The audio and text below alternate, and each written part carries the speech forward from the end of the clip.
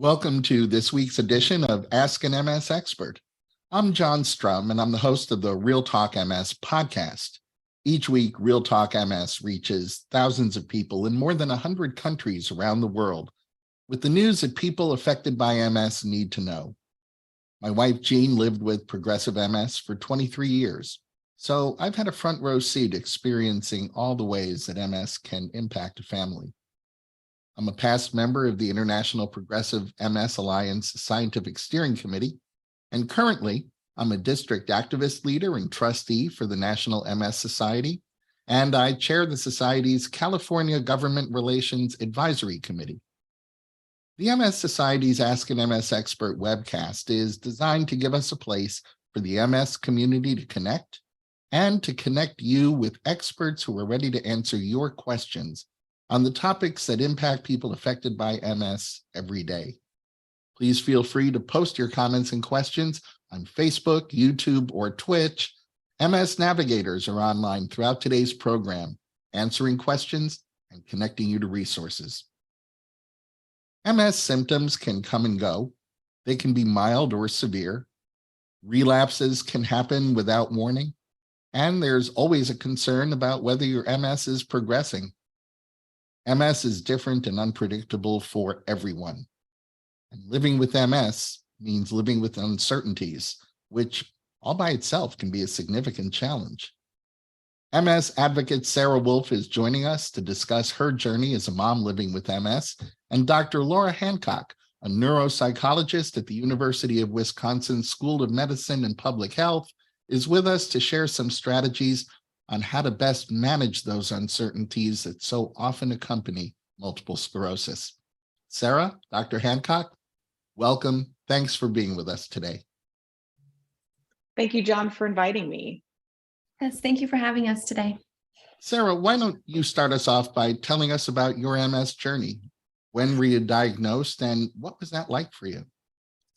So I was diagnosed in 2018, almost a year to the date after giving birth to my first child. And it was something that was a little jarring just in the transition of motherhood with him turning a year old. And then all of a sudden kind of being faced with these challenges of the unexpected surprises that MS gives you. So I was having some sight trouble and thought that it was actually really bad jet lag, and went into I actually went to go see a neuro-ophthalmologist at UCLA. And the second they looked into my eyes, the doctor basically said that I had optic neuritis.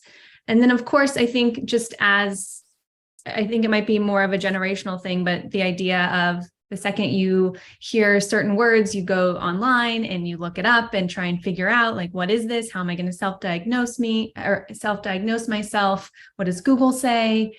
And obviously I was set up with MRIs and visits to just kind of start the path of figuring out if optic neuritis was my only symptom. And then, of course, what I read online was all about how optic neuritis is a kind of precursor to MS. So it was really terrifying and confusing. And I was actually very lucky in that from the time I went to the doctor to my first day in a neurologist's office was actually only 4 days. And so I was diagnosed with the most effectiveness and speed. I was very fortunate just to be able to kind of get in to see the neuro-ophthalmologist. I went and saw a neurologist, and she sat me down and basically told me that I had MS just from the results from my MRI and the combination of the optic neuritis. So it was really terrifying, but also something that I took with the knowledge that I was surrounding myself with people who understood the disease more than I did. So I really leaned in heavily on my doctors, on people that I knew just who were related to the medical field, but not necessarily in a hospital setting. So really took it as an opportunity to learn more about it, to really understand what was happening to my body. And I think one of the highlights, or I guess the light at the end of the tunnel, was it wasn't something that I did that caused it. So I think understanding that made it a little bit easier to accept. But at the same time, the initial diagnosis was really intense and terrifying as a new mom. So, Dr. Hancock, people with MS and their families can sometimes feel overwhelmed by the uncertainty of living with MS. What are some emotions someone might experience when they're first diagnosed? Well, I think Sarah's story is a great story to give an example of the kinds of fear, and she used the word terrifying, anxiety, sadness, disbelief, anger, surprise. There's often a mix of emotions that an individual will go through when they get a diagnosis like MS. And it's important to understand that all of those feelings are valid and all of those feelings are okay. So there is no one path that a person should have when they get a diagnosis like MS. And sometimes those emotions are going to come in waves and even move through the stages of grief. So dealing with those emotions instead of letting them control you is the important part. And I really like what Sarah said about, I knew I had people in my life who I could lean on, and I leaned into them. And I'm really glad to hear her say that. And I think anyone who is going through this kind of experience could do that and would get a lot of benefit out of that. Well, I think you just started to answer my very next question. I was going to ask you if there are strategies that can help people better understand, better process an MS diagnosis. Yeah, absolutely. I think the important thing to consider here is there is no one size fits all approach, like I alluded to earlier. So everyone is going to benefit from possibly a different approach. Sarah mentioned that she wanted information. You know, what is optic neuritis? Sometimes in the doctor's office, they'll give you a little printout at the end of your appointment, and it can be useful, but sometimes it's not very satisfying. So I think the normal response amongst people of a certain generation is absolutely I call it Dr. Googling, to look up, what is this information? And I would just caution you to get your information from good sources. There's a lot of bad and wrong information on the internet, as you've probably already discovered. So the National MS Society, of course, has a wealth of good quality information for people to seek out. But beyond that, leaning into your community, and your community might include those healthcare providers. It might include your friends and family. It might include sort of roping in a mental health provider. I mean, I am a psychologist, so I'm a little bit biased, but I do think that when you're first diagnosed and you're just sort of reeling from that experience, talking to someone who can help sort of guide you through the process and guide you through the emotions that you're going to feel and the upheaval you're feeling can be really, really useful. For some people, it's seeking out spiritual support. For some people, making sure to keep maintaining your self-care is really important. Sometimes when we get bad news or when we're going through periods of stress, those things can fall by the wayside, but actually they're really important, and they're even more important when stress is high. So if you like meditation, if you do deep breathing, if you do journaling, if you try to make an effort to see your best friend once a week, make sure you're keeping up those routines, because that's going to help ground you and help you feel a sense of normalcy during that time. Consider bringing a loved one to your doctor's appointments, especially in the beginning. I don't know, Sarah, if you felt this way, but sometimes those first few appointments can be really overwhelming because there's a lot of information. You can ask questions, and then sometimes you leave the appointment and think, oh my gosh, what did they say about X, Y, or Z? So having someone else there with you can help remember what the doctor was saying. They could take notes for you. et cetera. And then I think too, processing a diagnosis like MS is challenging, and you need to acknowledge that. And that's going to help you move through the process, but also fight the stigma. There's a lot of misconceptions about what MS is and what MS could be, or what an MS future might look like. And as I teach all of my trainees, no two people with MS are the same. And once you've met one person with MS, that means you've met one person with MS. So know that your journey is not predestined. Nothing is written in stone, and you can take control of your MS and your life despite living with MS. Sarah, you mentioned that leaning into your healthcare team was reassuring to you. Were there other things that you found helpful when you were first diagnosed? And maybe you could share what strategy you might recommend to someone else who was just diagnosed with MS. Absolutely. So something that I do that is a little unorthodox is that I tell everybody that I have MS. And it's something that I have really tried to kind of bridge the chasm between being lost in your diagnosis and also kind of owning it, and not necessarily being proud of it, because it's not something I'm trying to shout off the rooftops, but it's more just being able to tell people that I have it and that it's something that's a part of me, but it's also not something that it's not the only thing interesting about me. And I've really fought really hard, just through my own kind of self-advocacy of really talking about it and telling people about it. And the more people I tell and I explain to them what it is, because there's so many preconceived notions that MS is this very dark, and it is a dark and serious disease, but at the same time, talking about it really helps me embrace it and also just accept it. And then also that also provides this kind of bond between the people that I'm speaking to about it, so that they understand that I have it. And so that's been something that's been really important to me. And I think it's also very different. Most people they kind of take their diagnosis and they keep it to themselves because they might be embarrassed or they might be scared of what is that like? Is somebody going to look down upon me?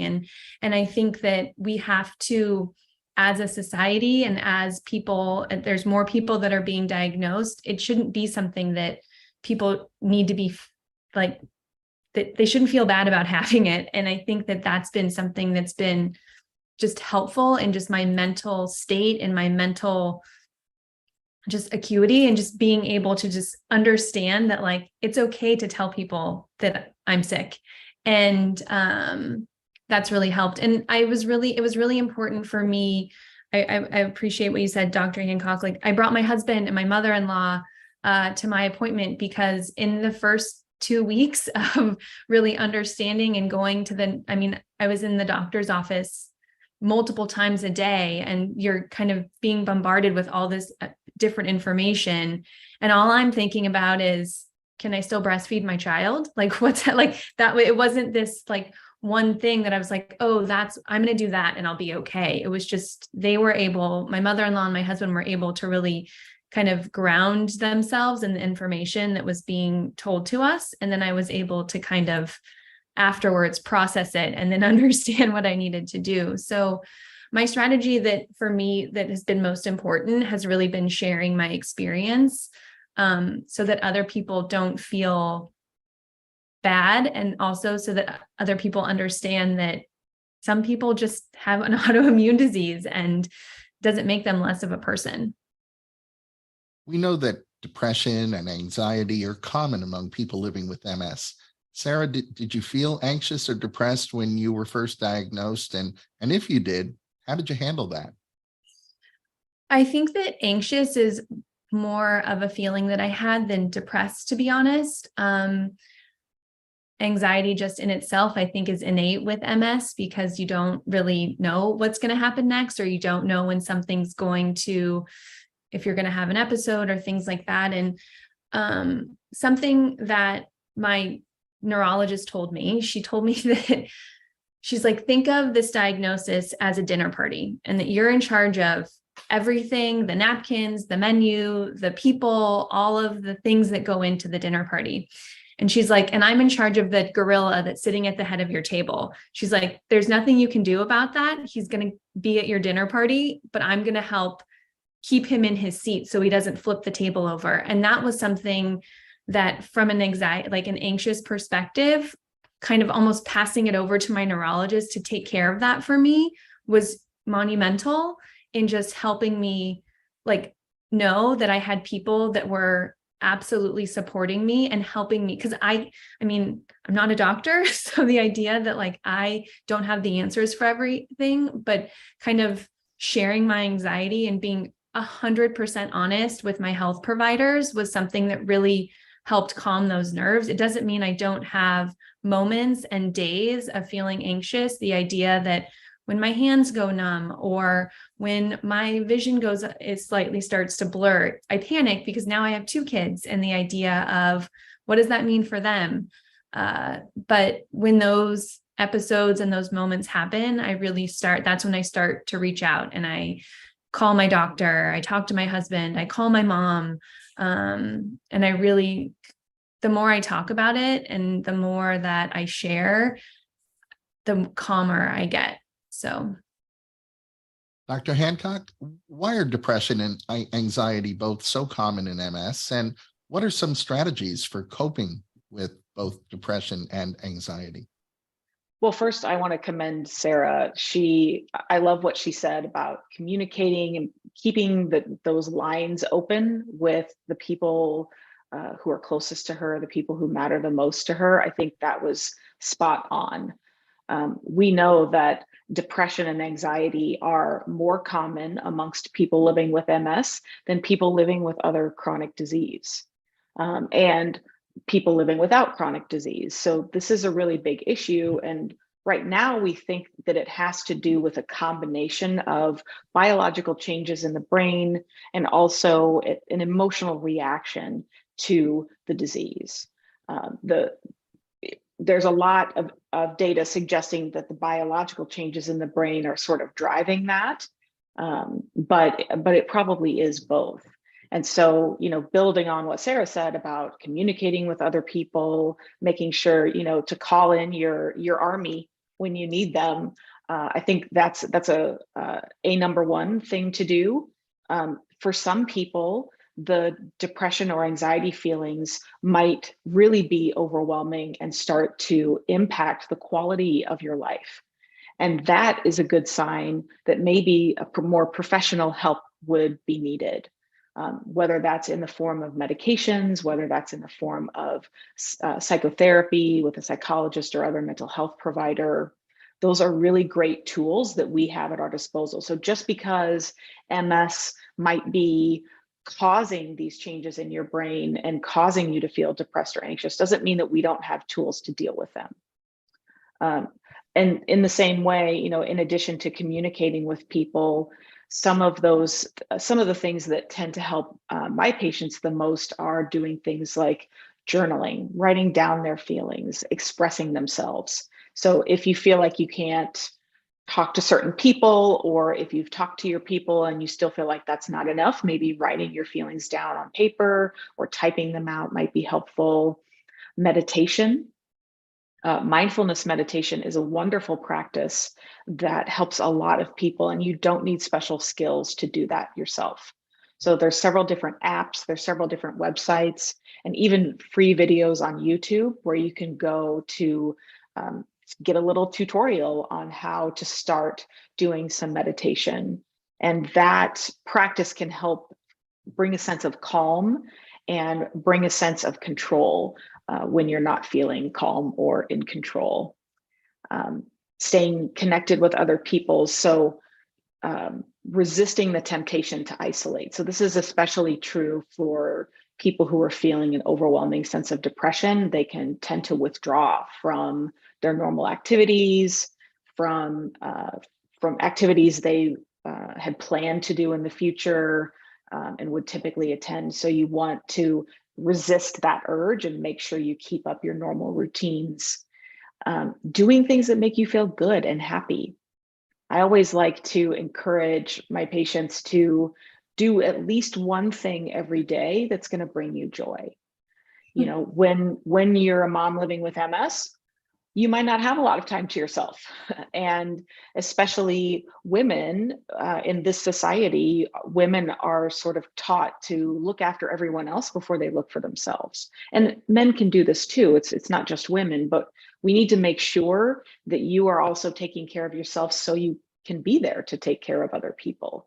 So even if it's just 5 minutes, at the end of the day, after the children have gone to sleep, doing something that brings you a little bit of joy every day can be helpful as well. And lastly, I would say, try to challenge negative thinking. So we all do this. It's part of just being human, saying, oh, everything is bad, or I'm never going to be able to do this.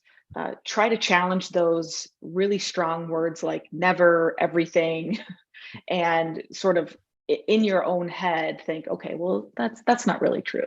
So what's a more realistic statement I could say to myself? And that can help shift your frame of mind.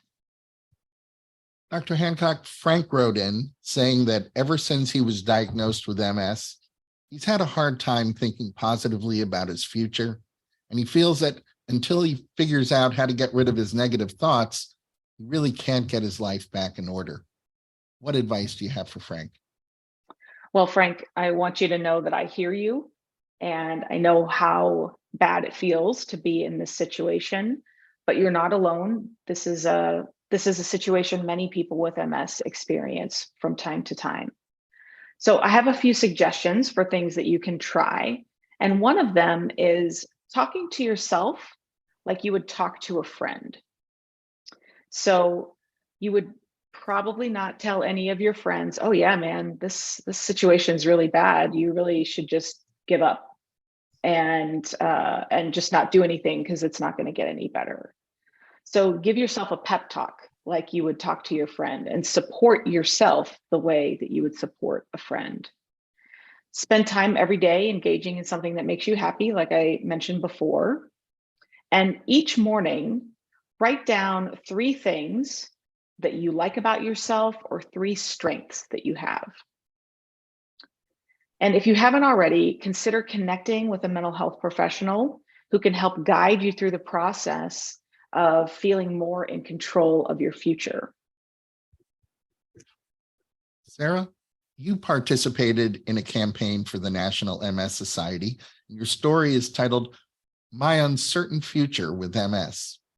In your story, you say that it's difficult to enjoy the present because you're so scared of the future. Have you found tools that allow you to better enjoy today?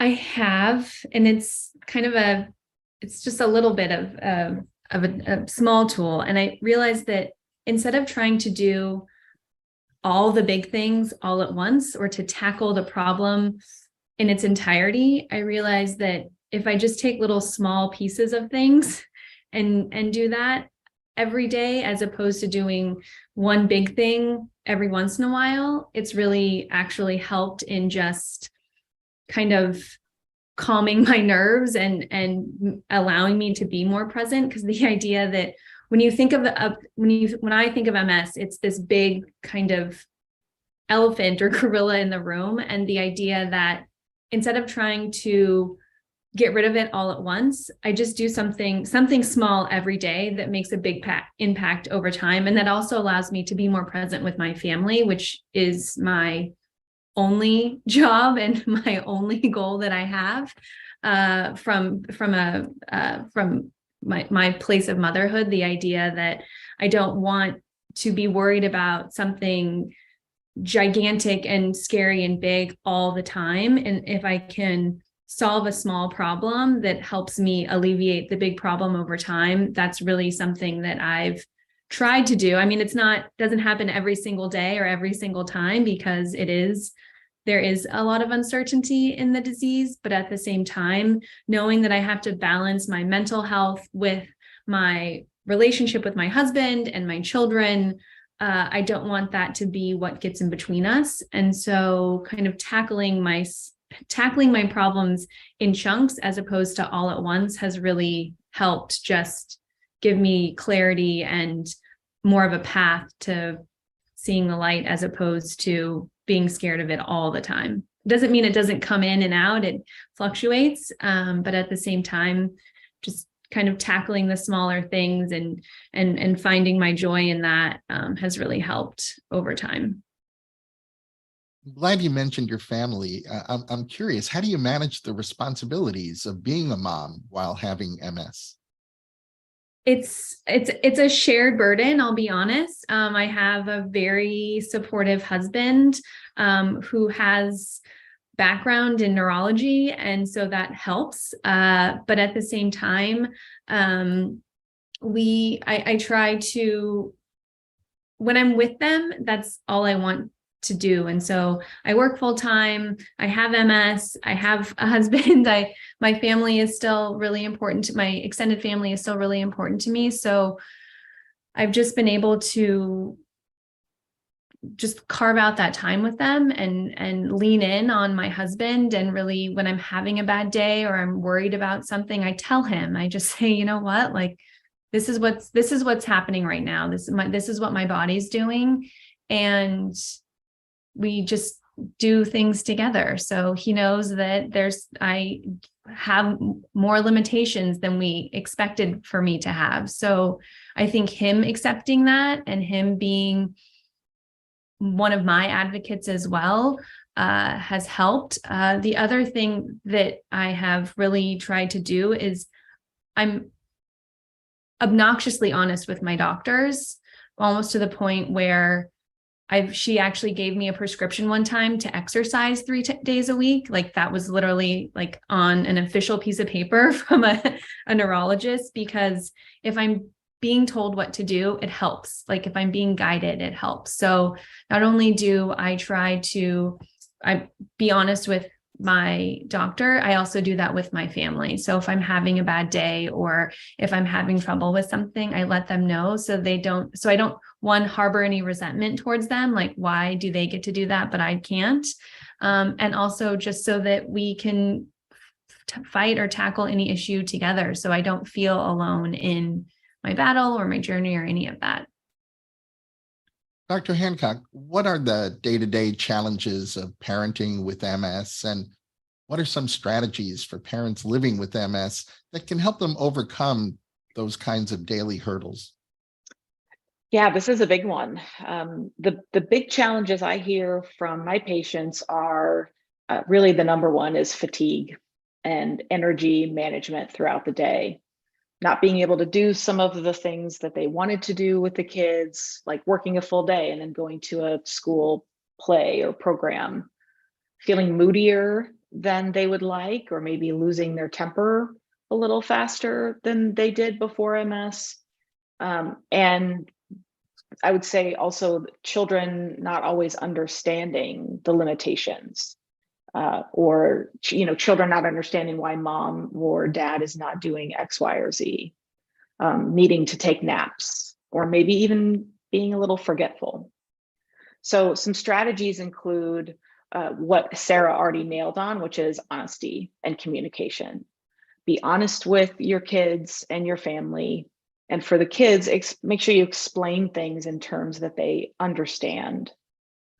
Communicating, even if the children aren't directly asking about it, you can communicate with them and let them know.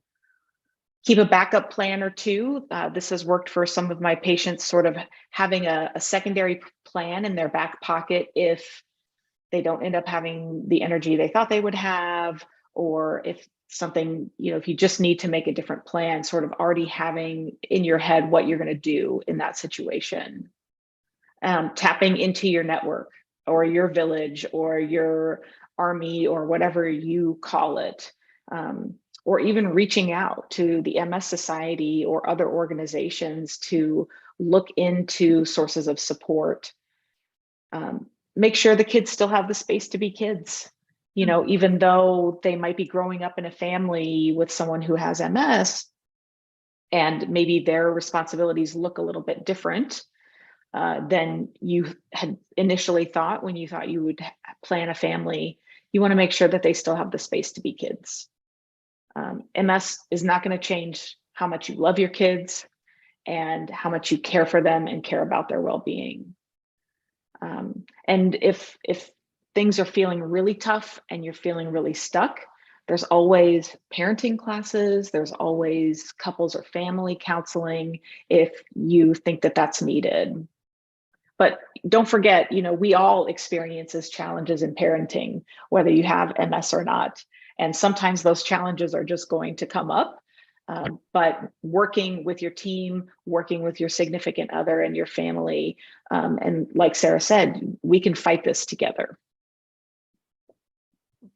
Dr. Hancock, what's the importance of connection for people with MS? And Sarah told us this was helpful for her. I'm curious, is it beneficial for people to share their stories about living with MS? Absolutely. To me, no one else understands what it's like to walk in the shoes of a person with MS, like a person with MS. And even me and other healthcare professionals who specialize in working with people who have MS and helping people who have MS, we understand more than, Joe Schmo on the street, but we don't really understand what it's like to live it. So connecting with other people who do and sharing your story with them is going to provide some well-being that maybe you wouldn't have predicted. There's a lot of value in deep knowledge and understanding of another human. And this is true for other issues besides MS. And there's been a lot of research in, for instance, people who are living with a cancer diagnosis, people who are living with other healthcare conditions, that this connection and understanding helps support your well-being and your mental health. And it can help reduce stress, because through those connections, you're going to be learning from other people, just like Sarah is helping us with today. She's sharing what has been helpful for her, and other people who are watching this program are going to get something out of that. And when they connect with other people who have MS, they're going to be giving as much as they're getting. And so there's a lot of positive feelings that come from the experience of helping others. So for me, it's all about how that connection and that deep knowledge and feeling understood from other people helps support your mental health and support you to live your best life. Sarah, have you found your MS community? I think one of the biggest surprises that I had was, as I was finding my community meant like actually going to the MS Society and finding people there. And I think that was something that was huge. The idea that you find that anyone that you talk to who has MS or experiences somebody that has MS, they just have this like ultimate level of empathy that kind of transcends any sort of negativity that there is. And the idea that the MS Society has provided such a robust cushion for you to kind of land on and find your people through there. It's shocking. Like when you tell somebody who has MS that you also have MS, you automatically are connected with them. And while your journey isn't the same, there's this level of, I've been as confused as you've been, and I've been as scared as you've been. And how have you found your way through it? And you end up connecting with people who have MS, not because they feel bad for you, but because they want to support you the way that you want to support them. And it's such it's such an amazing community within itself. And that has been such a gift that the MS Society has given me. I kind of thought that signing up for a walk MS was just this thing that you did. And then you go there and you're around hundreds and thousands of people who want to be there for you. And you don't realize that there are people that want to know you and want to know your story through the MS Society. And it really gives you a sense of community that you may not have thought existed, because that you might have thought that there's like a negative connotation with MS, but people in the MS Society don't have that. Like there's people that are willing and wanting to reach out and help you in ways that you didn't know existed until you actually go to an event or talk to somebody or connect with them through social media. It's like that I have connected with so many people via social media that I've never actually seen in person, but we've shared our stories through messages and just conversations. And for me, that has been my way of finding my people outside of the people that I see every day. Well, you've both shared some great information and insights about living with the uncertainty of MS and what you can do about it. What would you each say are your top 3 takeaways that you'd like our viewers to remember? And Sarah, why don't we start with you? One, most importantly for me, is to share your story and to express yourself and to really be able to have those conversations with people in your life, people on social media, people that you meet. That has been a huge part. So just being your own voice and sharing your story is a huge part of this. I also, and it's something that Dr. Hancock mentioned, finding your joy, because you want to find some sort of optimism in the darkness that is MS. And so even if it's just a little blip on the radar screen, it really helps over time.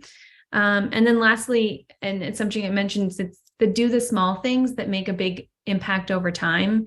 It's not everything. It's not if you get your list checked off, everything checked off that day. It's can you get one thing checked off, and just being able to accomplish little things really add up over time. So that would be my 3 things. Dr. Hancock, how about you? I love Sarah's 3 things. So I just wanted to say that. I think each morning, writing down 3 things that you like about yourself or 3 strengths that you have is a really positive and powerful task to undertake, because it helps you start your day with gratitude, positivity, and self-love. Develop and outline some goals for prioritizing your self-care. And then, like Sarah said, break it down into small, I like to say, bites. You want to take a little bite of these things and not have to take a huge bite every time. And then challenge the status quo. Pivot and redefine. You have the power and the permission to rewrite the definition of anything you like. Rewrite the definition of exercise. Rewrite the definition of relaxation, of self-care. A lot of times what I hear from people is they get stuck in feeling like, well, I can't go do an ultra marathon like I did before I got diagnosed with MS. And so I'm feeling like I just can't do any exercise at all because I can't do that thing. But you have the power to rewrite that. Exercise does not, there is no definition of exercise that includes an ultra marathon. I'm giving a pretty far-fetched example, but you can rewrite that into whatever you like. Exercise can be done in 5 minutes. Exercise can be done in 1 minute. Exercise can be done in little snippets across the day, just as an example. So don't be afraid to challenge that status quo and redefine things when you need to. Well, I want to thank everyone who submitted questions, and thank you, Sarah and Dr. Hancock, for being with us today. Thank you. Thank you for having us. Before we close, I want to remind you that the National MS Society's MS Navigator team is your best partner when it comes to connecting you to the very best information and resources on living with MS. You can reach an MS Navigator by phone, email, or through the Society's website by chat. For information and resources on MS, please be sure to visit the Society's website. You'll find research updates and news, information on connection programs like self-help groups. You'll hear about ways to get involved, and you'll find out about upcoming events that are taking place near you. Remember, you can connect with the National MS Society and others affected by MS on Facebook, Instagram, Twitter, YouTube, and LinkedIn. And I hope you'll join me every week on the Real Talk MS podcast, where I continue the conversation that we start here. You'll find Real Talk MS at realtalkms.com, Apple Podcasts, Google Podcasts, Spotify, Amazon Music, or wherever you find your favorite podcasts. I'd like to thank Sarah and Dr. Hancock for joining us today. Please remember that a recording of this webcast will be available at the Society's website at nationalmssociety.org/MSexpert, as well as on Facebook and YouTube. I hope you'll join us at this same time for next week's edition of Ask an MS Expert. You can always find our upcoming program topics on the National MS Society's website. And now I have a favor to ask each of you. Getting your feedback on today's webcast is important. So if you're watching on Facebook Live, you'll see a link to a survey pinned to the comments section. On YouTube, you'll find that link in the program description. Completing the survey makes a real difference. The information you provide helps us continuously improve, and it helps shape future programs. The survey takes just 1 minute, so I hope you'll take a minute to fill it out. On behalf of Sarah Wolfe, Dr. Laura Hancock, and the National MS Society, I want to thank you once again for joining us. Please stay safe and make healthy choices.